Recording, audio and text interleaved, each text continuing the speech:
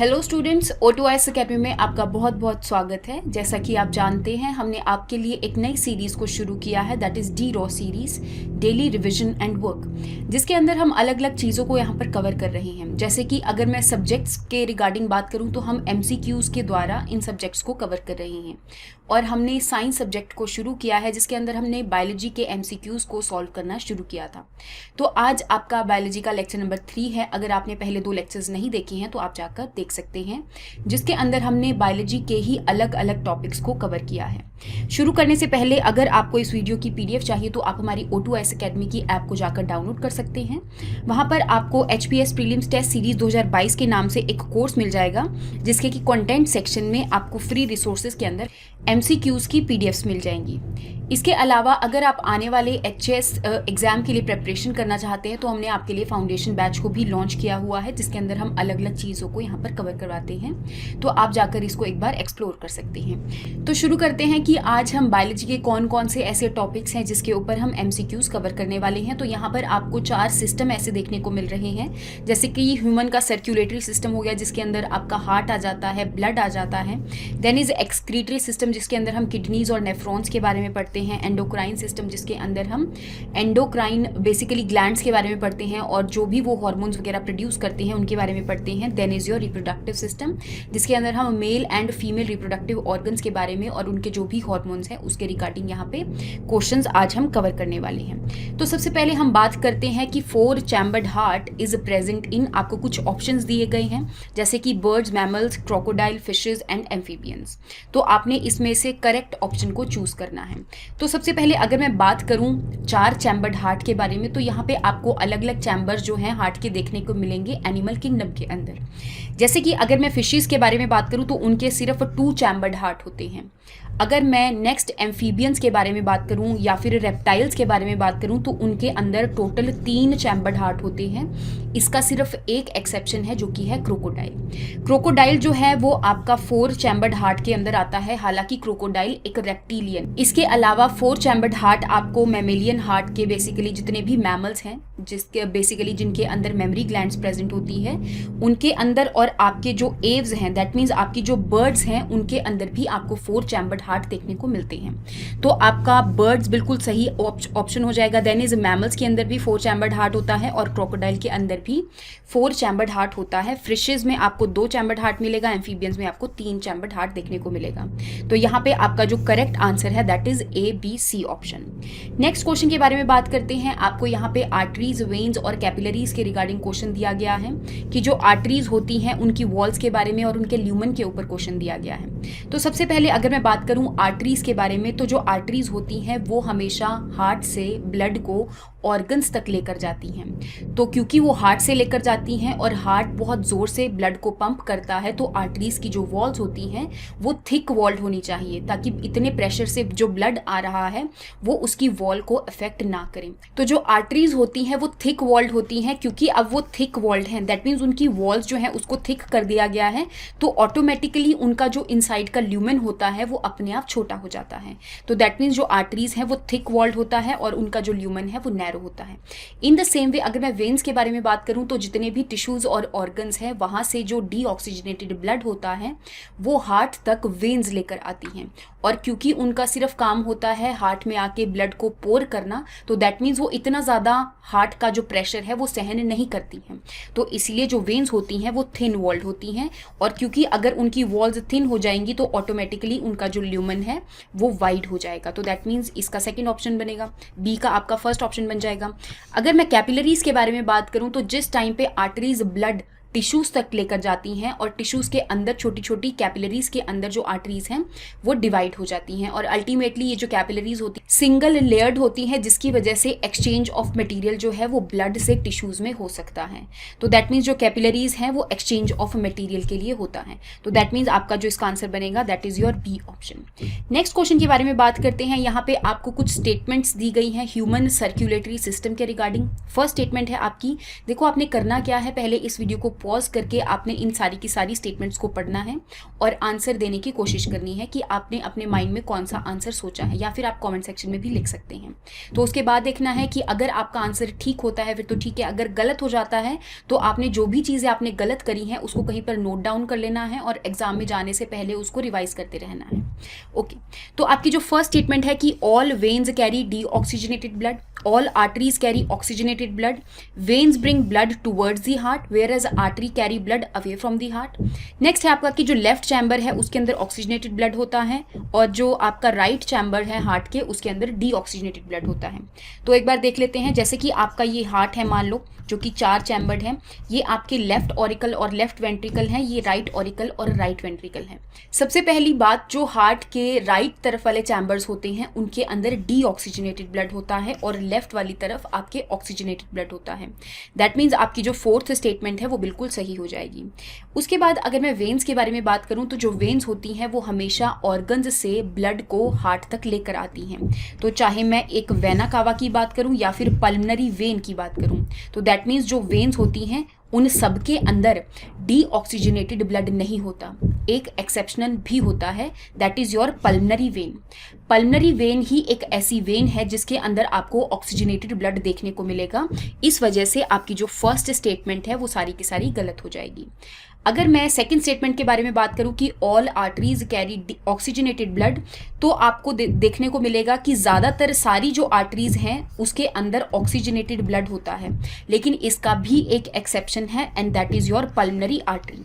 Pulmonary artery जो है उसके अंदर आपको डीऑक्सीजनेटेड ब्लड देखने को मिलेगा और ये आर्टरी आपके हार्ट में से ब्लड को लंग्स तक लेकर जाती है, क्योंकि अगेन लंग्स के अंदर ही गैसेस का एक्सचेंज होगा और वहाँ से ही जो डीऑक्सीजनेटेड ब्लड है वो वहाँ पे कार्बन डाइऑक्साइड दे देगा लंग्स को और वहाँ से ऑक्सीजन लेकर इस ब्लड के अंदर हीमोग्लोबिन के साथ कंबाइन कर लेगा और ऑक्सीजनेटेड ब्लड बन जाएगा।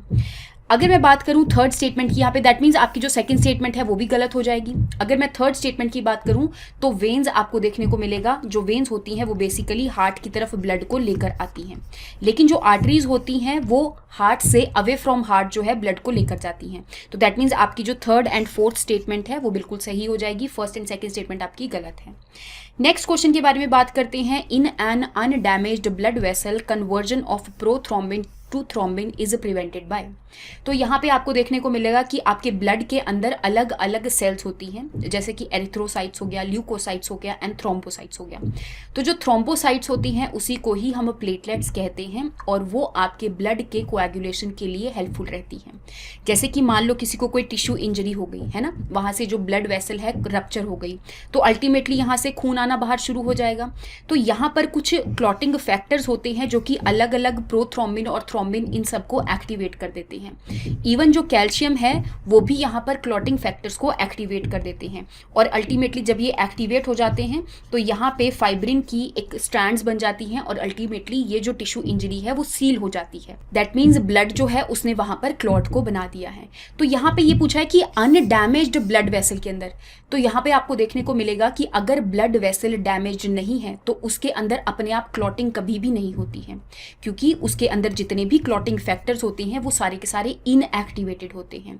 तो यहाँ पर एक पर्टिकुलर चीज होती है जो कि एंटी कोएगुलेंट की तरह बिहेव करती है और वो है आपका हेपरिन। तो आपको देखने को मिलेगा जो फाइब्रिनोजन, कैल्शियम और फैक्टर 6 है ये सारे के सारे क्लॉटिंग फैक्टर्स हैं। तो दैट मीन्स ये क्लॉटिंग करवाएंगे, लेकिन प्रिवेंट कौन करेगा? हेपरिन, जो कि एंटी कोएगुलेंट की तरह बिहेव करता है। दैट मीन्स क्लॉटिंग को नहीं होने देता। नेक्स्ट क्वेश्चन के बारे में बात करते हैं। आपने इसमें से आइडेंटिफाई करना है विच of the following statement is not correct. तो सबसे पहली स्टेटमेंट है आपकी स्फिग्मोमैनोमीटर है, जो ऐसा डिवाइस जो कि ब्लड प्रेशर को मेजर करता है। तो ये स्टेटमेंट आपकी बिल्कुल सही है। अगर मैं बात करूं हेल्दी ह्यूमन के ब्लड प्रेशर की, तो हेल्दी ह्यूमन का जो ब्लड प्रेशर होता है दैट इज 120/80 mmHg। तो दैट मीन्स ये जो आपकी सेकंड स्टेटमेंट होगी ये बिल्कुल गलत हो जाएगी, क्योंकि ये जो आपका 90/60 mmHg है ये लो बीपी की कंडीशन होती है। जिस टाइम पे जो ब्लड प्रेशर है वो लो होगा, इसको हम हाइपोटेंशन भी कह देते हैं। ओके, बाकी की स्टेटमेंट्स को देख लेते हैं। तो दैट मीन्स आपका जो आंसर बनेगा वो आपका बी ऑप्शन बनेगा। एक बार बाकी की स्टेटमेंट्स को देखते हैं कि जो diastolic and systolic blood pressure होता है उसका सिंपल सा मतलब ये है कि जिस टाइम पे हार्ट बीट कर रहा है ऐसे ब्लड प्रेशर को हम सिस्टोलिक ब्लड प्रेशर कह देते हैं, हैं और वो बेसिकली 120 mmHg होता है। लेकिन जिस टाइम पे हार्ट के अंदर ब्लड भर रहा है या फिर हार्ट रेस्ट कर रहा है तो उस टाइम पे उस प्रेशर को हम डायस्टोलिक ब्लड प्रेशर कह देते हैं, जो कि नॉर्मल हेल्दी ह्यूमन के लिए बेसिकली 80 mmHg होता है। तो यहाँ पे आपकी बिल्कुल सही स्टेटमेंट हो जाएगी कि जिस टाइम वो रेस्ट कर रहा है और जिस टाइम वो बीट कर रहा है ऐसे प्रेशर को ही हम डायस्टोलिक और सिस्टोलिक ब्लड प्रेशर कहते हैं।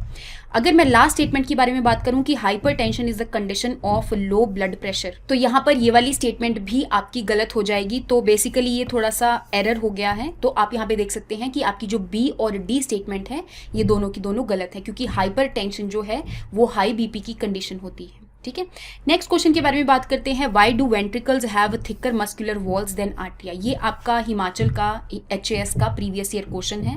तो एक बार देख लेते हैं कि जो वेंट्रिकल्स हैं, वेंट्रिकल्स का सिंपल सा मतलब क्या है कि जो आपके हार्ट के 4 चैम्बर्स हैं और नीचे वाले जो वेंट्रिकल्स होते हैं उनकी जो वॉल होती है वो थिक होती है। वो थिक इसीलिए होती है क्योंकि अल्टीमेटली वेंट्रिकल्स से ही बेसिकली आपके आर्टरीज निकलती हैं और वही आर्टरीज जो हैं वो हर एक ऑर्गन तक ब्लड को लेकर जाती हैं। तो क्योंकि वेंट्रिकल्स बहुत ज़ोर से कॉन्ट्रैक्ट करने वाले हैं ताकि ब्लड जो है हर एक ऑर्गन तक पहुंच सके, तो इसीलिए वेंट्रिकल्स की जो वॉल्स होती हैं वो थिक होती हैं। तो यहाँ पर आप देख सकते हैं कि ventricles have to pump blood into various organs, that is why their muscular walls are thick. Next question के बारे में यहाँ पे बात कर लेते हैं। Which of the following statement is true regarding human excretory system. तो ह्यूमन का जो एक्सक्रीटरी सिस्टम है उसके रिगार्डिंग आपको यहाँ पे कुछ स्टेटमेंट्स दी गई हैं, जैसे कि urea is the excretory products in humans hence uricotelic. तो यहाँ पे आपको देखने को मिलेगा कि ह्यूमंस जो हैं वो नाइट्रोजनस वेस्ट की फॉर्म में यूरिया को प्रोड्यूस करते हैं और अल्टीमेटली यही यूरिया है जो आपके यूरिन के थ्रू बाहर एक्सक्रीट आउट हो जाता है। तो क्योंकि ह्यूमंस जो है वो यूरिया को प्रोड्यूस करते हैं तो इसीलिए ह्यूमंस जो है वो यूरियोटेलिक होते हैं। यूरिकोटेलिक बेसिकली वो ऑर्गेनिजम्स होते हैं जो कि नाइट्रोजनस वेस्ट की फॉर्म में यूरिक एसिड को प्रोड्यूस करते हैं। तो दैट मीन्स आपकी फर्स्ट स्टेटमेंट गलत हो जाएगी।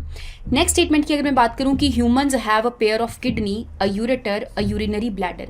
तो आपको देखने को मिलेगा कि किडनी के बाद यहाँ पे एक पेयर ऑफ किडनी होता है और वहां से ही एक पेयर यूरेटर का निकलता है। दैट मीन्स एक यूरेटर नहीं होता है, अ पेयर ऑफ यूरेटर होता है। उसके बाद यूरिनरी ब्लैडर होता है और सिंगल यूरेथ्रा होता है। तो दैट मीन्स आपकी जो सेकंड स्टेटमेंट है वो भी गलत हो जाएगी। अगर मैं थर्ड स्टेटमेंट के बारे में बात करूं कि right kidney is little lower than the left kidney. तो जो राइट किडनी होती है वो बेसिकली लोअर इसीलिए होती है क्योंकि उसने ऊपर अपने बेसिकली किडनी के ऊपर लिवर को अकोमोडेट करना होता है। तो इस वजह से जो राइट साइड वाली किडनी होती है वो थोड़ी सी नीचे होती है as compare to left side वाली किडनी। तो ये भी स्टेटमेंट आपकी, ये वाली स्टेटमेंट आपकी बिल्कुल सही हो जाएगी। तो दैट मीन्स आपका जो आंसर बनेगा that is your C option.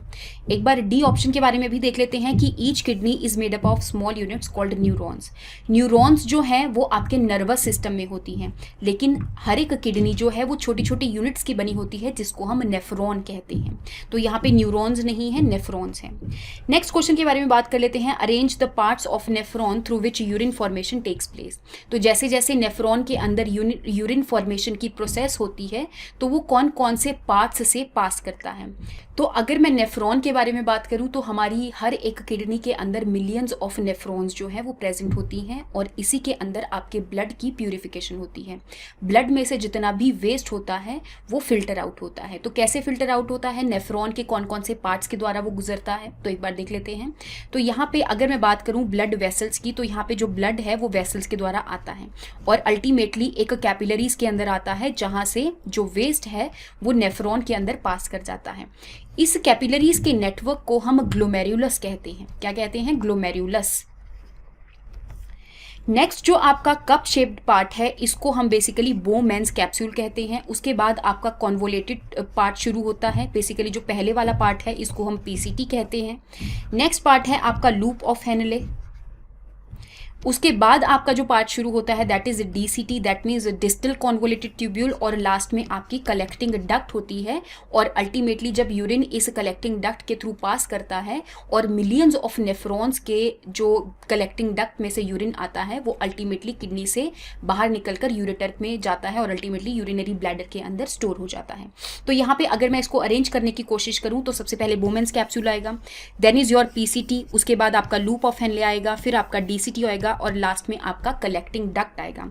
तो इस हिसाब से आपका जो आंसर बनेगा that is your A option. Next question के बारे में बात कर लेते हैं। Which of the following statement is not correct. Not correct के बारे में पूछा गया है। सबसे पहला बेसिकली आपका HAS का प्रीवियस ईयर क्वेश्चन है, तो उसके अकॉर्डिंग आपने इस क्वेश्चन को अटेम्प्ट करना है। फर्स्ट स्टेटमेंट है आपकी कि during dental caries bacteria act on saliva to produce acids. जिस टाइम पे डेंटल केरीज होती है, दैट मीन्स कैविटी होती है दांतों में, तो उस टाइम पे जो बैक्टीरिया होता है वो दांतों के ऊपर एक्ट करता है, सलाइवा के ऊपर वो एक्ट नहीं करता है। तो इसी वजह से आपके पहली ही स्टेटमेंट इनकरेक्ट हो जाएगी। नेक्स्ट स्टेटमेंट्स को भी एक बार देख लेते हैं कि blood pressure is much greater in arteries than in veins. अभी हम करके हटे हैं कि आर्टरीज के अंदर जो ब्लड प्रेशर होता है वो ज्यादा होता है, क्योंकि अल्टीमेटली वेंट्रिकल्स से कॉन्ट्रैक्ट होकर जो ब्लड निकला है वो आर्टरीज में होकर ही हर एक टिश्यू और ऑर्गन तक जाएगा। तो आपकी सेकेंड स्टेटमेंट बिल्कुल सही है। अगर मैं थर्ड स्टेटमेंट की बात करूं कि normal systolic pressure is 120 mmHg और डायस्टोलिक प्रेशर जो है वो 80 mmHg है, तो ये स्टेटमेंट अभी मैंने आपको समझाई है, ये स्टेटमेंट भी बिल्कुल सही हो जाएगी। लास्ट स्टेटमेंट के बारे में बात कर लेते हैं कि जो डेंटल प्लाक है is caused by demineralisation of animal. जैसे कि आप जानते हैं हमारे दांतों के ऊपर हार्डेस्ट सब्सटेंस होता है जिसको हम इनेमल कहते हैं, और अल्टीमेटली जो डेंटल प्लाक होता है वो इस इनेमल को डीमिनरलाइजेशन होती है इसकी, दैट मीन्स वो मिनरल्स में कन्वर्ट होने लग जाता है। दैट मीन्स इनेमल के ऊपर से जितने भी मिनरल्स वगैरह हैं वो क्या होने लग जाते हैं, डिजोल्व होने लग जाते हैं, और वो सारा जो इनेमल है वो टीथ पे से निकलने लग जाता है। तो ये भी स्टेटमेंट आपकी बिल्कुल सही हो जाएगी, इसलिए आपका आंसर बनेगा फर्स्ट ऑप्शन। नेक्स्ट क्वेश्चन के बारे में बात कर लेते हैं। आपने इन स्टेटमेंट में से करेक्ट ऑप्शन को आइडेंटिफाई करना है, और ये क्वेश्चन भी आपका प्रीवियस ईयर क्वेश्चन है HAS का। फर्स्ट स्टेटमेंट है आपकी कि blood plasma contain significant amount of antibodies to fight corona virus. तो जैसा कि आप जानते हैं कि हमारे ब्लड के अंदर दो चीजें होती हैं, एक सेल्स होती हैं जैसे कि RBCs, WBCs और प्लेटलेट्स हो गई, है ना। इसके अलावा प्लाज्मा भी होता है जो कि हमारे ब्लड का 55% होता है। अब इस प्लाज्मा के अंदर ही हमारी जो बॉडी ने जितनी भी एंटीबॉडीज बनाई हैं वो इस प्लाज्मा के अंदर ही घूमते रहते हैं। तो आपकी फर्स्ट स्टेटमेंट बिल्कुल सही हो जाएगी। नेक्स्ट स्टेटमेंट की अगर मैं बात करूं कि blood plasma is pale yellow in colour, तो ये भी बिल्कुल सही है कि आपके ब्लड के अंदर जो रेड कलर है वो RBCs की वजह से आता है, क्योंकि उनके अंदर एक हीमोग्लोबिन नाम का पिगमेंट प्रेजेंट होता है।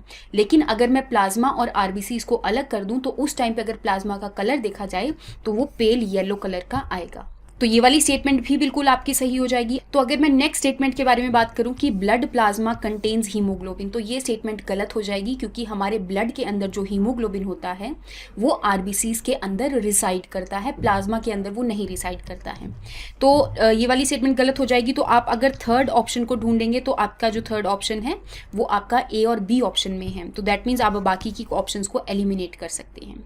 नेक्स्ट है आपका कि any person can donate blood plasma to any other person affected by corona virus. तो यहाँ पे आपको देखने को मिलेगा क्योंकि हर एक पर्सन का जो ब्लड ग्रुप है वो डिफरेंट होता है, और इसी वजह से उनके प्लाज्मा के अंदर जो एंटीबॉडीज होती हैं वो भी डिफरेंट होती हैं।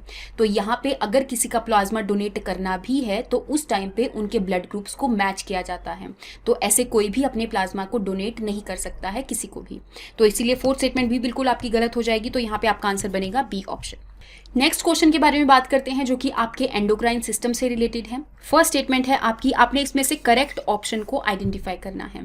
फर्स्ट स्टेटमेंट है कि endocrine glands are ductless gland and exocrine glands are duct glands. तो यहाँ पे आपको दो टाइप की ग्लैंड्स देखने को मिलेगी, एक एंडोक्राइन ग्लैंड और एक एक्सोक्राइन ग्लैंड्स। जितनी भी ऐसी ग्लैंड्स है जिनसे कोई ना कोई बाहर डक्ट निकल रही है और अल्टीमेटली उनकी जो सिक्रीशन है वो इस डक्ट के द्वारा ही कहीं और जा रही है, तो ऐसी ग्लैंड्स को हम एक्सोक्राइन ग्लैंड्स कहते हैं। लेकिन ऐसी ग्लैंड्स, दूसरे टाइप की जो ग्लैंड होती है वो आपकी एंडोक्राइन ग्लैंड होती है, जिनकी जो सिक्रीशन होती है उनको हम हार्मोन्स कहते हैं, और अल्टीमेटली इनके पास कोई भी डक्ट नहीं होती है। ये अपने सेल के अंदर जो भी हार्मोन्स वगैरह बनाते हैं डायरेक्टली ब्लड के अंदर उसको रिलीज कर देते हैं। तो फर्स्ट स्टेटमेंट आपकी बिल्कुल सही है, क्योंकि एंडोक्राइन ग्लैंड डक्टेस ग्लैंड होती हैं और एक्सोक्राइन ग्लैंड आपकी डक्ट ग्लैंड्स होती हैं। सेकेंड स्टेटमेंट है आपकी कि liver and pancreas are mixocrine endocrine gland. तो यहाँ पर एक और टाइप की आपको ग्लैंड्स देखने को मिलेगी जो कि है मिक्सोक्राइन ग्लैंड। मिक्सोक्राइन ग्लैंड का सिंपल सा मतलब ये है कि ये एंडोक्राइन ग्लैंड की तरह भी बिहेव करती है और एक्सोक्राइन ग्लैंड की तरह भी बिहेव करती है। दैट मीन्स इनके पास कुछ सिक्रीशंस करने के लिए डक्ट्स प्रेजेंट होती है और कुछ सिक्रीशंस जो है वो डायरेक्टली अपने ब्लड के अंदर जो है वो सिक्रीट कर देती हैं। तो लिवर और जो पेनक्रियाज है दोनों मिक्सोक्राइन ग्लैंड ही होती हैं। नेक्स्ट अगर मैं बात करूं कि hormones are special chemical messengers that are secreted by endocrine glands, तो जो एंडोक्राइन ग्लैंड की सिक्रीशन है उन्हीं को ही हम हार्मोन्स कहते हैं। तो ये वाली स्टेटमेंट भी बिल्कुल आपकी सही हो जाएगी। तो इसलिए आपका जो आंसर बनेगा कि all of the statements are correct. Next question की तरफ चलते हैं कि कंसीडर द फॉलोइंग स्टेटमेंट। यहाँ पे आपने करेक्ट ऑप्शन को आइडेंटिफाई करना है। फर्स्ट स्टेटमेंट है आपकी कि liver is the largest gland in humans. तो अगर चाहे मैं एंडोक्राइन ग्लैंड के बारे में बात करूं या फिर मिक्सोक्राइन ग्लैंड के बारे में बात करूं, तो ह्यूमंस के अंदर जो लार्जेस्ट ग्लैंड होती है वो लिवर है। तो ये वाली स्टेटमेंट आपकी बिल्कुल सही है। अगर मैं नेक्स्ट स्टेटमेंट के बारे में बात करूं कि हमारी बॉडी में लार्जेस्ट एंडोक्राइन ग्लैंड कौन सी है, तो वो आपकी थायराइड ग्लैंड होती है। इसके अलावा जो स्मॉलेस्ट एंडोक्राइन ग्लैंड है वो पीनियल ग्लैंड होती है, जो कि हमारे ब्रेन के अंदर प्रेजेंट होती है, जो कि बेसिकली मेलेटोनिन रिलीज करती है और अल्टीमेटली यही मेलेटोनिन रिस्पॉन्सिबल होता है हमारा स्लीप वेक साइकिल के लिए। इसके अलावा अगर मैं थायराइड ग्लैंड के बारे में बात करूं तो ये थायरॉक्सिन हार्मोन को रिलीज करती है और जो थायराइड ग्लैंड होती है उसके 2 लोब्यूल्स होते हैं, बेसिकली 4 थायराइड ग्लैंड होती हैं जो कि हमारे ट्रैकिया के ऊपर प्रेजेंट होती हैं। तो यहाँ पर आपकी दोनों स्टेटमेंट बिल्कुल सही हो जाएंगी। तो आपका इसका आंसर बनेगा सी ऑप्शन। नेक्स्ट क्वेश्चन की तरफ चलते हैं। यहाँ पे आपको कुछ ग्लैंड्स दी गई हैं और यहाँ पर कुछ हार्मोन्स दिए गए हैं, आपने उसके साथ मैच करना है। तो सबसे पहले अगर मैं बात करूँ पिट्यूटरी की, तो पिट्यूटरी कौन कौन से हार्मोन्स को रिलीज करता है। तो यहाँ पे मैं आपको बता दूं कि सबसे पहले जो हाइपोथैलेमस है जो कि हमारे ब्रेन में प्रेजेंट होता है वो पिट्यूटरी को सिग्नल करता है कि आप हार्मोन्स को बनाना शुरू कर दो। और अल्टीमेटली जो पिट्यूटरी है वो भी हमारे ब्रेन में ही प्रेजेंट होता है हाइपोथैलेमस के जस्ट बिलो। ठीक है, तो यहाँ पर पिट्यूटरी जो है अलग अलग हार्मोन्स को सिक्रीट करना शुरू कर देता है और यहाँ पे ब्लड में रिलीज कर देता है। और ये जो हार्मोन्स हैं अपने अपने टारगेट ऑर्गन के पास जाते हैं। जैसे कि अगर पिट्यूटरी ने LH और FSH को प्रोड्यूस किया तो अल्टीमेटली वो अपने अपने ऑर्गन्स के पास, दैट मीन्स टेस्टिस और ओवरीज के पास जाते हैं और वो अपने फिर हार्मोन्स बनाने लगते हैं। तो यहाँ पे आपने हर एक ग्लैंड के रिगार्डिंग जो हार्मोन्स है उसको याद रखना है। जैसे कि अगर मैं पिट्यूटरी के बारे में बात करूँ तो बेसिकली वो बहुत सारे हार्मोन्स रिलीज करते हैं। तो एक हार्मोन उसमें से ग्रोथ हार्मोन है और एक हार्मोन आपका प्रोलैक्टिन भी है।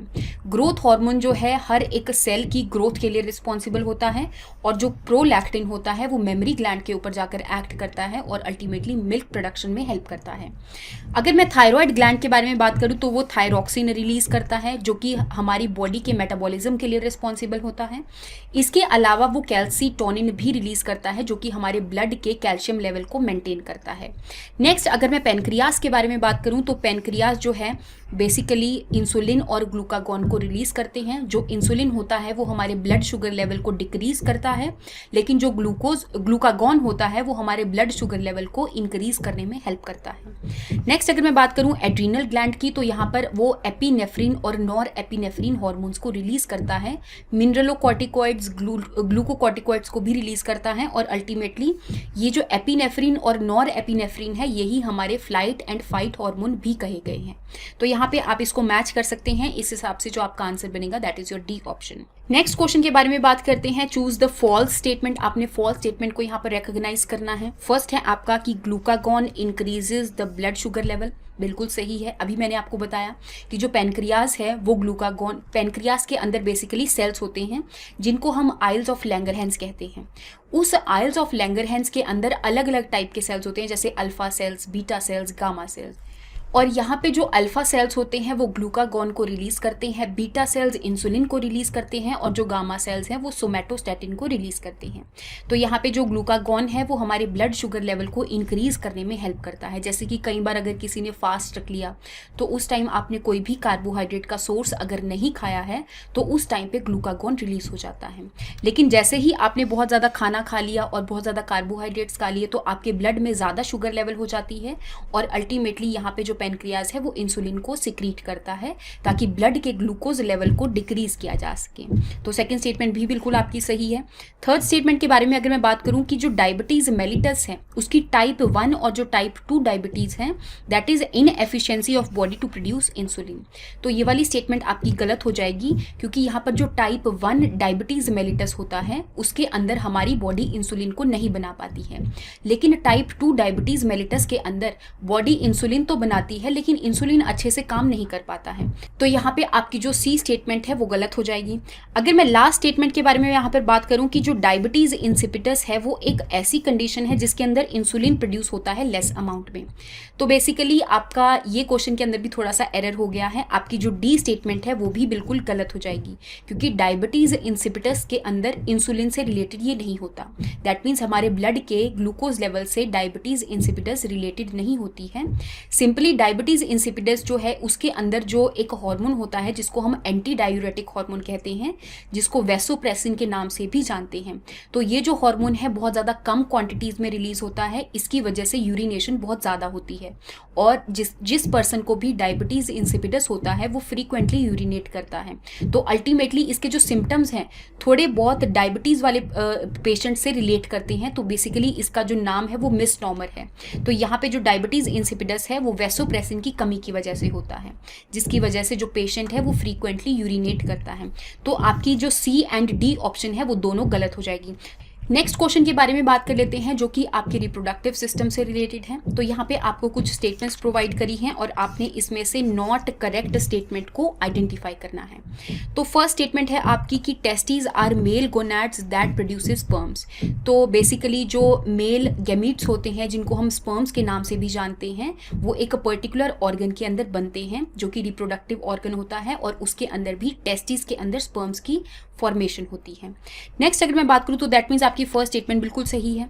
नेक्स्ट अगर मैं बात करूं कि फीमेल गोनैड जो है दैट इज ओवरी, जिसके अंदर ओवम प्रोड्यूस होता है, तो ये भी स्टेटमेंट बिल्कुल सही है। नेक्स्ट स्टेटमेंट है कि progesterone and testosterone controls female sexual character.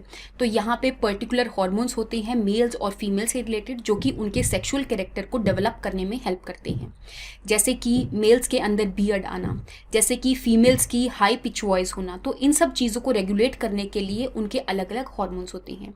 तो अगर मैं बात करूं फीमेल सेक्सुअल कैरेक्टर्स को डेवलप करने की तो उसके लिए एस्ट्रोजन रिस्पॉन्सिबल होता है, लेकिन मेल्स के अंदर जो हार्मोन्स रिस्पॉन्सिबल होता है जो कि मैस्कुलिन लाइक कैरेक्टर्स को डेवलप करता है दैट इज योर टेस्टोस्टेरोन। तो बेसिकली आपकी जो थर्ड और फोर्थ स्टेटमेंट है ये दोनों गलत हो जाएंगी। तो इस हिसाब से आपका जो आंसर बनेगा नॉट करेक्ट को आइडेंटिफाई करना है, तो आपका बी ऑप्शन रहेगा। नेक्स्ट क्वेश्चन की तरफ चलते हैं। Which of the following statement is incorrect. Again आपको इनकरेक्ट ऑप्शन को आइडेंटिफाई करना है। Asexual reproduction involves a single parent. तो आपके रिप्रोडक्टिव सिस्टम में से ये बेसिकली क्वेश्चन आया है, और यहाँ पे जो एसेक्सुअल रिप्रोडक्शन होती है बेसिकली एक सेल ही अलग अलग सेल्स के अंदर दैट मीन्स डॉटर सेल्स के अंदर डिवाइड कर जाती है। तो दैट मीन्स एसेक्सुअल रिप्रोडक्शन के अंदर सिंगल पेरेंट जो है वो इन्वॉल्व है, और अल्टीमेटली क्योंकि एक सेल से ही दो डॉटर सेल बनी है तो दोनों की दोनों जो डॉटर सेल होती हैं वो जेनेटिकली सिमिलर होती हैं as related to parent। तो यहाँ पे आपकी जो सी ऑप्शन है कि offspring produced by asexual reproduction are genetically dissimilar, तो ये स्टेटमेंट आपकी गलत हो जाएगी, क्योंकि एक ही सेल से दो सेल्स बनी हैं तो उनकी जो जीन्स होती हैं वो ऑलमोस्ट क्या वो बिल्कुल ही सिमिलर होती हैं, क्लोन्स भी कह देते हैं हम इसको। ठीक है, तो अगर मैं बात करूँ सेकेंड स्टेटमेंट के बारे में कि sexual reproduction involves fertilisation of male and female gamete, तो बिल्कुल सही है।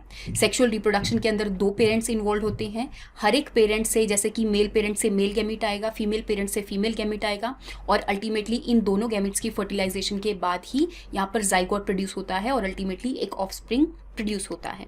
तो सेकंड स्टेटमेंट आपकी बिल्कुल सही है, फर्स्ट भी सही है। अगर मैं लास्ट स्टेटमेंट के बारे में बात करूं कि सेक्सुअल रिप्रोडक्शन इन्वॉल्व्स वेरिएशन, क्योंकि यहाँ पे दो पेरेंट्स इन्वॉल्व हैं और दोनों पेरेंट्स की अलग अलग जीन्स हैं, तो इसी वजह से जो बच्चे के अंदर जीन्स आएगी तो उसके अंदर वेरिएशंस आ जाती हैं। तो आपकी डी स्टेटमेंट भी बिल्कुल सही हो जाएगी, और आपका इसका जो करेक्ट आंसर रहेगा दैट मीन्स जो इनकरेक्ट स्टेटमेंट है that is your C option. Next question के बारे में बात करते हैं। अलग अलग टाइप ऑफ रिप्रोडक्शन आपको दिए गए हैं, आपने उनके ऑर्गेनिज्म से मैच करना है।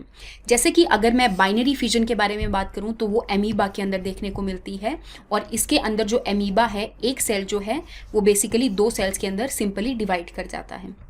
नेक्स्ट अगर मैं बात करूं बडिंग के बारे में, जो कि आपको हाइड्रा के अंदर देखने को मिलेगी, हाइड्रा कुछ ऐसा सा आपको देखने को मिलेगा और अल्टीमेटली एक पर्टिकुलर जगह से एक नई बड जो है वो बननी शुरू हो जाएगी और थोड़ी देर बाद यहाँ पे जो डॉटर बड बनी है वो अपने पेरेंट से बेसिकली अलग हो जाती है। तो दैट मीन्स जो बडिंग है आपको हाइड्रा के अंदर देखने को मिलती है।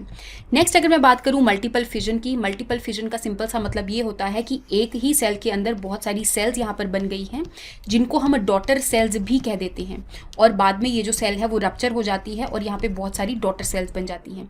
दैट मीन्स एक सेल से ही काफ़ी सारी डॉटर सेल बनी है। बाइनरी फिजन के अंदर ध्यान देना है कि एक सेल से दो सेल्स बनती हैं। मल्टीपल फिजन के अंदर एक सेल से मल्टीपल सेल्स बनती हैं, मल्टीपल डॉटर सेल्स बनती हैं। तो ये आपको प्लाज्मोडियम के अंदर देखने को मिलेगा। प्लाज्मोडियम की ही स्पीशीज आपको मलेरिया कॉज भी करते हैं। नेक्स्ट अगर मैं बात करूं फ्रेगमेंटेशन के बारे में, तो यहाँ पर एक पर्टिकुलर ऑर्गेनिज्म होता है प्लेनेरिया, जो कि प्लेटीहेल्मिन्थीज के अंदर आता है, फ्लैटवर्म है बेसिकली। तो वो अपनी अलग अलग बॉडी के अंदर डिवाइड कर जाता है और हर एक बॉडी का जो डिवीजन है, डिवीजन वाला पार्ट है, उसके अंदर कैपेबिलिटी होती है कि ये एक पूरे के पूरे ऑफस्प्रिंग को प्रोड्यूस कर सके। दैट मीन्स इसकी बॉडी अलग अलग फ्रेगमेंट्स में कट जाती है और हर एक फ्रेगमेंट के अंदर कैपेबिलिटी होती है कि वो नया ऑफस्प्रिंग को प्रोड्यूस कर सके। तो इसको आप इस हिसाब से मैच कर सकते हैं, तो इस वजह से आपका जो आंसर बनेगा डी ऑप्शन रहेगा। नेक्स्ट क्वेश्चन के बारे में बात करते हैं कि फीमेल्स के अंदर जो बर्थ कैनाल है उसके अंदर कौन कौन सी चीजें इंक्लूडेड हैं। तो यहाँ पर अगर मैं बर्थ कैनाल के बारे में बात करूँ तो फीमेल रिप्रोडक्टिव ऑर्गन के अंदर जो सर्विकल कैनाल है और जो वेजाइना है, उन दोनों को मिलाकर ही बर्थ कैनाल कहा जाता है। तो दैट मीन्स आपका जो आंसर रहेगा that is cervical canal and vagina. Next question के बारे में बात करते हैं, which of the following statement is correct. तो यहाँ पे आपको अलग अलग स्टेटमेंट्स दी गई हैं, जैसे कि जो पहली स्टेटमेंट है दैट इज रिलेटेड टू अमीनोसेंटेसिस। अमीनोसेंटेसिस का सिंपल सा मतलब ये होता है कि एक बच्चा जो है, एक फीटस जो है, जब अपने मदर के वूम में एक तरह से डेवलप हो रहा है तो उसके आसपास जो फ्लूइड होता है उसको हम एमनियोटिक फ्लूइड कहते हैं और डॉक्टर्स बेसिकली उस एमनियोटिक फ्लूइड को एक्सट्रैक्ट करते हैं ताकि उस बच्चे के अंदर अलग अलग डिजीजेस को चेक किया जा सके। तो आपकी जो फर्स्ट स्टेटमेंट है कि it is a prenatal test that can be diagnose genetic disorders and other health issues in an unborn baby, तो ये वाली स्टेटमेंट आपकी बिल्कुल सही हो जाएगी। अब यहाँ पे हुआ क्या कि यहाँ से एमनियोटिक फ्लूइड से एक्सट्रैक्शन करके ही यहाँ पे एक पर्टिकुलर फीटस जो है उसके सेक्स का भी पता लगाया जा सकता है कि वो मेल है या फीमेल है। तो इस चीज़ को डॉक्टर्स ने मिसयूज करना शुरू कर दिया और अल्टीमेटली एमिनोसेंटेसिस से जो सेक्स डिटर्मिनेशन है उसको इंडिया के अंदर बैन कर दिया गया। तो आपकी सेकंड स्टेटमेंट भी बिल्कुल सही हो जाएगी। तो नेक्स्ट स्टेटमेंट के बारे में अगर बात करूं जो कि रिलेटेड है आर्टिफिशियल इंसेमिनेशन से, तो इसका सिंपल सा मतलब ये होता है कि अगर बेसिकली आर्टिफिशियली किसी सीमन को एक फीमेल यूट्रस के अंदर इंजेक्ट किया जाए तो उस टाइम पे वो जो फीमेल है वो कंसीव कर सकती है, दैट मीन्स वो प्रेग्नेंट हो सकती है। तो ऐसी चीज़ को ही हम आर्टिफिशियल इंसेमिनेशन कहते हैं। बेसिकली ये हमारी जो कैटल इंडस्ट्री है उसके अंदर भी यूज़ किया जा रहा है। तो यहाँ पे आप देखोगे कि आपकी सारी की सारी जो स्टेटमेंट्स हैं वो करेक्ट हैं। नेक्स्ट क्वेश्चन की तरफ चलते हैं हम। तो आपकी जो नेक्स्ट स्टेटमेंट है कि tubectomy is a permanent method of contraception in main. तो बेसिकली ट्यूबेक्टमी का सिंपल सा मतलब ये होता है कि फीमेल रिप्रोडक्टिव सिस्टम के अंदर जो फेलोपियन ट्यूब्स हैं उनको काट के उनकी सर्जरी कर दी जाती है ताकि जो ओवम है बेसिकली यूट्रस तक ना आ पाए और अल्टीमेटली फर्टिलाइजेशन ना हो पाए। तो ये एक परमानेंट कॉन्ट्रासेप्शन मेथड है लेकिन फीमेल्स के अंदर, नॉट इन मेन। तो फर्स्ट स्टेटमेंट आपकी गलत हो जाएगी। सेकेंड स्टेटमेंट के बारे में अगर मैं बात करूं वेसेक्टमी, तो यहाँ पर जो मेल्स हैं उनका जो वास डिफरेंस है उसको सर्जरी कर दी जाती है और उसको कट करके नॉट कर दिया जाता है ताकि यहाँ पे टेस्टी से जो स्पर्म्स हैं वो अल्टीमेटली ना आ सकें और अल्टीमेटली फर्टिलाइजेशन को प्रिवेंट कर सकें। तो ये एक परमानेंट कॉन्ट्रासेप्शन मेथड है मेन के अंदर, विमेन के अंदर ये नहीं है। तो सेकंड स्टेटमेंट भी बिल्कुल आपकी गलत हो जाएगी। तो अगर मैं लास्ट स्टेटमेंट की यहाँ पे बात करूँ तो आपको सैरोगेसी के लिए बताया गया है। तो बेसिकली सैरोगेसी का सिंपल सा मतलब ये होता है कि एक फीमेल जो है वो एक बच्चा जो है उसको बेसिकली पैदा करती है किसी और कपल के लिए जो कि कंसीव नहीं कर सकता है। तो आपकी जो लास्ट स्टेटमेंट है वो बिल्कुल सही हो जाएगी। तो इस हिसाब से आपकी जो करेक्ट स्टेटमेंट है दैट इज 3 ओनली। तो आई होप आपको यहाँ तक साइंस के जो MCQs हैं उनके बारे में समझ में आया होगा। अगर आपको कोई भी डाउट है तो आप कमेंट सेक्शन में पूछ सकते हैं, उसका जवाब दिया जाएगा। Thank you so much and have a nice day.